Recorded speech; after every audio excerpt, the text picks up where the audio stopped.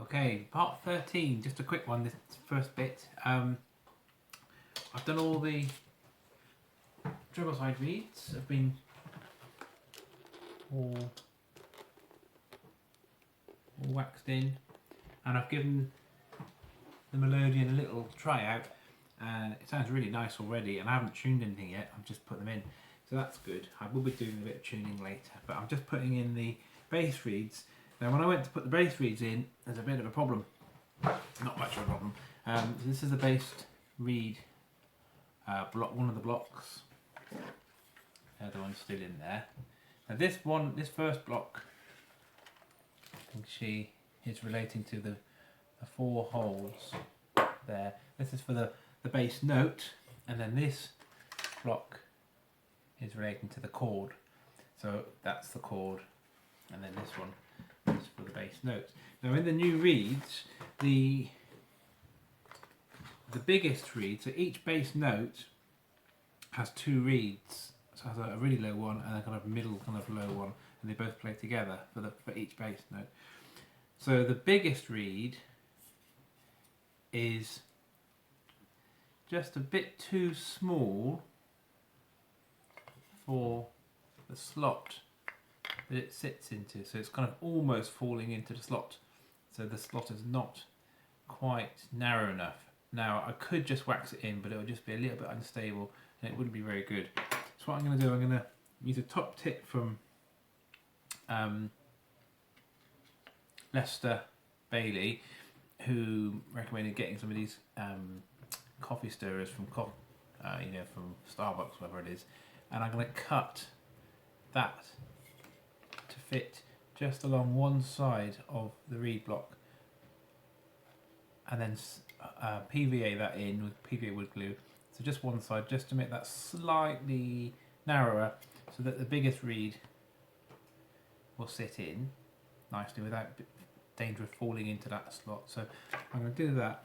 Now the second reed for this reed block is smaller, but even so it's too big for this side of the reed block. So if I just put this one on here, it's way too big, so if you put that in, the reed would just hit against the end of the reed block. So what I've done, I've had to do a little bit of woodwork here, so I've had to take off some wood from the inside edge, trying to get as much room as I can. So I've carefully cut away some wood on the inside edge, and then I've also channeled it out on the outside. So I've done all of them apart from this one here. So I've kind of channeled them all out. So I've cut on the inside and I made it longer here, just trying to get as much room as I can to fit these big reeds, and otherwise they wouldn't fit in. So I've done 3. I'm just going to cut that one out next using a nice sharp craft knife.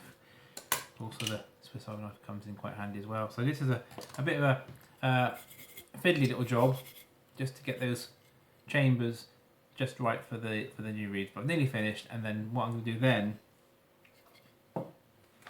is valve up the reeds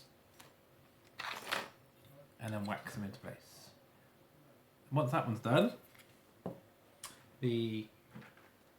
I'll do the same thing for the chord reed block on the bass side.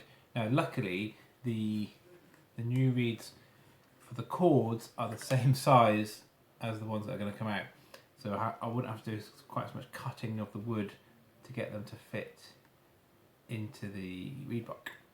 So that's going to be good. So I'll leave it at that for now, and I'll show you when I've got everything ready to be waxed in, and show them how to wax them in, and then we're kind of really getting towards the final stages of tuning up the melodeon. Okay. Quick update. I've just finished this reed block. So this is the bass reeds, and this is the bass note. So on this side of the larger reeds, I've just put in some little shims of wood. I've stuck those in to narrow the reed chamber very slightly, so that the new reed fits in without falling down into the gap. That's just enough, just nicely fitted in. So thanks to Lester Bailey for that top tip about Costa coffee stirrers. Very good. So that's that side done, and this side has had the reed chambers extended at both ends at the top along the bottom, so they've been carved out. So those chambers are now looking like the right size for the new reeds. So the next thing, we're going to re-wax in the revolved reeds onto this, and then then do the same thing for the chords reeds for the bass side.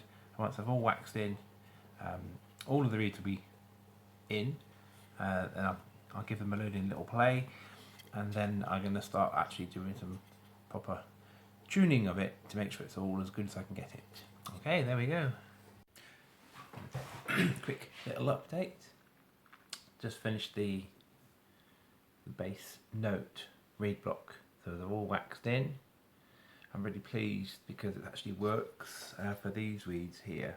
Actually, for these ones here, I had to enlarge the reed block significantly, so I've only just got enough room for those reeds, so I had to make it bigger this end and at that end, so it only just fitted in, but it all works perfectly well, nicely in. And that side I had to shim or put a little extra bit of wood in on the side of the reed chamber because it's a bit too wide, and again that's worked out nicely. So that's my bass notes done. That's all finished, that's good. So the next step is to have a look at the chords. Now this is a bit more tricky because there's 3 in a triangle, 1, 2, 3 notes per chord, so you get like a triad. So I've got to work out which reeds to put where to get the right chord for the right bass note. So that's going to be a bit tricky. And one thing I'm not going to do is I'm not going to take out the third. Sometimes people take out the third note. So if you've got a C chord, which is C, E and G, sometimes what people do is tape off the E or the middle note, because if you do that you'll end up with just the C and the G, and when you play that together that can sound, you can play that as a minor or a major chord, because the third note kind of determines whether it sounds minor or major. So if you have a C, E, G, that's a major chord, C major. If you have C, E flat, G, that's a C minor chord. Now sometimes you may want to play a C minor, and sometimes you may want to play a C major chord. Now if you just take the E out completely and just do the C and the G, it can be major or minor.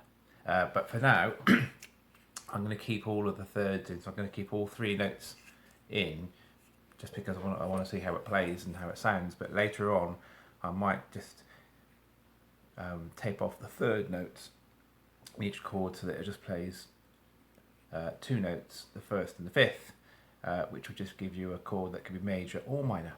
Okay. Okay, last bit of this little video. I've done all of the bass reeds now, so that's the bass chords done.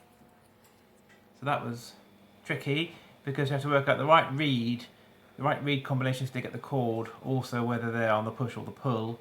So I had to make some little notes on the edge of the reed block to show me which is which and what's going on. But they're all waxed in and ready to go, and so that's all fine. And then the bass ones, obviously, I've shown you them. So they're all ready to go. So I'm going to put these into the melodeon, and once they're in, I'll give it a play, check the tuning, and then I'll start doing the tuning, which will be inside the melodeon and outside the melodeon. So I'll actually be tuning it, the reed blocks, out of the melodeon first, and making sure they're as good as I can get them, and then put them back in and see how the tuning changes once they're inside, and then make some final changes and tunings, and then hopefully Bob's your uncle. Okay, thanks for watching.